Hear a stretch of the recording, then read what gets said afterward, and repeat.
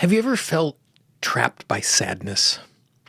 That no matter what is said, no matter what is done around you, it just feels like it is too much. It's oppressive, it's overwhelming, it feels like it's never going to end. Today, what we're going to do is we're going to talk about that sense of extreme grief and sadness, why it feels like the tools that you use, like tapping, don't work, why it is like no other emotion, and how to respond to it. This is Monterastelli. Welcome to the Tapping Q&A podcast recorded live to tape from Williamsburg in Brooklyn.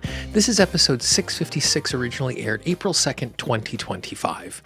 Hi, everyone. I hope this finds you well wherever you are and whatever time of day you're getting a chance to listen to this. Thanks for spending a little time with me. A number of weeks ago, in one of my classes with my students, one of my students had asked a question. And she had asked the question about how to tap for the extreme grief that she was feeling, and feeling as if the tapping that she had been doing, she must have been doing something wrong because it wasn't working. And the first thing that I did was, because the thing that she was feeling grief of was unimaginable. And the thing that she was feeling grief of happened very, very recently. And she was in a circumstance where she was and is the bedrock of her family. She's the one that everybody leans on. And the first thing I said was that she was allowed to feel unimaginable grief. That she was allowed to be completely overwhelmed by what she'd experienced, by what she was going through, by what it felt like in this particular moment. And I think that's something that's so important for us to recognize, because grief and sadness aren't like any other emotion. And one of the foundations to all of the work that I do is the goal is a proportionate, well-informed emotional response. And so often when we pick up a tool like tapping, which Gary Craig called his version of emotional freedom technique, was this desire to be free of our emotions. Because when something is oppressive, and if you've ever sat down to tap, you know what it's like to have that sense of freedom when emotion is released. But a proportionate, well-informed emotional response does not mean that we are emotionless. A proportionate, well-informed emotional response doesn't mean I only experience good emotions. That there are times and when it is appropriate, it is well-informed to be angry, to be frustrated, to be disappointed, to be outraged, to have righteous indignation, to be sad, and to grieve. And so as we approach this, as we talk about, as we think about, as we respond to sadness and grief, I think there's a couple of things that we need to keep in mind. And then we're going to talk a little bit about how we tap.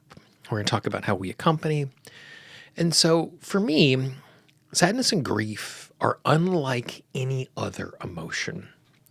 All of the other negative emotions, it is possible for me to step out of those emotions. I can go from being afraid to not being afraid. I can go from being frustrated to not being frustrated. I can be overwhelmed, I can be not overwhelmed. That with reframing, with tapping, with resources, with tools, we're able to step out of them. Sadness and grief are not things that we step out of. And oftentimes as we are processing them, the way I like to think about sadness and grief is like a hardwood. I don't know if you've ever burned a hardwood, like cherry wood. We call it a hardwood because the fibers are so dense, which makes the wood so much harder. It's like the opposite of a light balsa wood that you could snap. And because it is so dense, because it has so much fuel, when you burn a hardwood, it burns slowly. It burns blue. It burns hot. And so as we are experiencing that sense of passing through sadness, we don't get over things, we pass through them. I can remember when my grandmother passed away. My mother was a school teacher at the time. And one of her students, a fourth or fifth grader, kind-hearted, lovely, came to school with a sympathy card. And he simply wrote in the card, "I hope you get through this, not over this." And he didn't realize how much wisdom was inside of that. Because when we are experiencing, when we are encountering sadness, it is something that we pass through in that way. That's the first thing for us to realize, is that when we're responding to extreme sadness, to know is it's going to take time in the way we experience it. Number two is there are some sadnesses and there are some griefs that we are never going to leave. You know, my mom's mom, my grandmother, like there are moments as I think about her today, who died in 1994, 30 years on, there are days in which I'm lightened by thinking of her, and there are days in which the grief comes back. And just because the grief is coming back doesn't mean that I'm being human wrong. But instead, what we do over time is we change our relationship to the grief that we are feeling. And when I say change, it doesn't mean I welcome it. It doesn't mean that I love it. But as I carry it, as I experience, as I tune into that loss, because the information of sadness and grief is just disconnection from something that is important. You know, on some level, there's still, at least for me, a connection to my grandmother. And there is a distance, there is an absence, there is a broke that will never be mended because I will never be in her physical presence again. And so it makes sense that that feeling comes back again and again. And so as you experience grief, at least for me, my goal is not to leave the grief. My goal is not to escape the grief. My goal is to recognize I feel grief because I have lost something that is valuable. It's impossible to feel grief if there's not a sense of value attached to it. And so as I experience that grief, what it does is it allows me to remember and to connect. And so as I tap for grief, as I engage with that sense of grief, the tapping is just allowing myself to feel. You know, oftentimes when we're tapping, we're reframing, we're bringing in new information or transforming the stories in the subconscious mind. I am not trying to transform the story of my subconscious mind that says this relationship is not important, therefore I should not feel grief. Instead, my tapping is about hearing and acknowledging and being present to the grief. And so this, as simple as it is what it looks like. I give myself permission to feel the grief. I give myself permission to miss this person. I give myself permission to feel the grief. Feeling the grief doesn't mean I'm doing something wrong. Feeling the grief doesn't mean I've failed. To feel grief is to be human. To feel grief is to feel human. I give myself permission to feel my grief.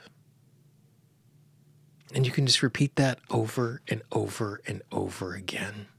And for me, what it does, again, is it sands off the sharp edges. It transforms the relationship to something that is walking with me, that is a part of me, in a way that is honest, is accurate, is honoring the connection that has been lost, and allowing myself to be in a moment in that way.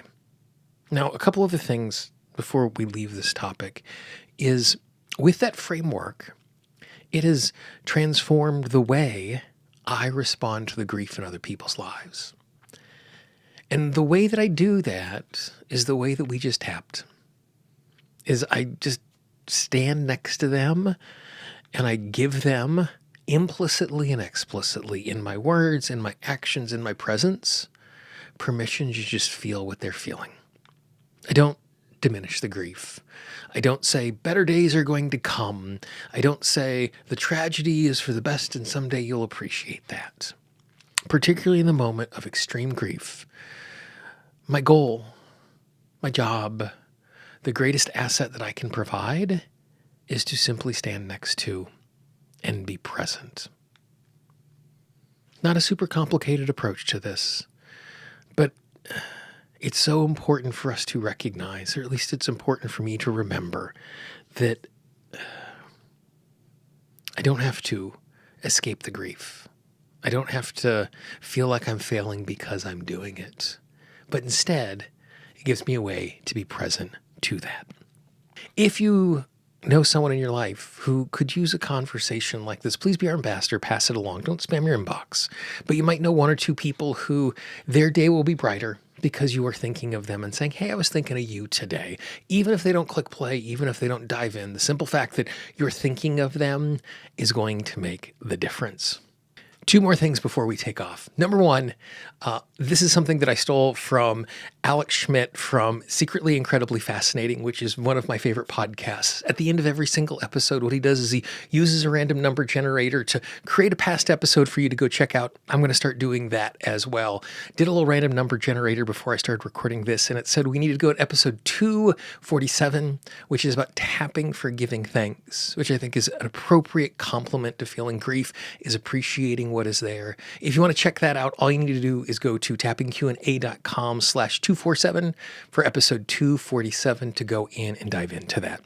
Secondly, on the screen right now, you will see a playlist of every single one of the episodes. There's over 250 episodes waiting for you. Click on that, dive in, find some tapping, find some teaching that you might find useful. And I look forward to talking with you and tapping with you again real soon.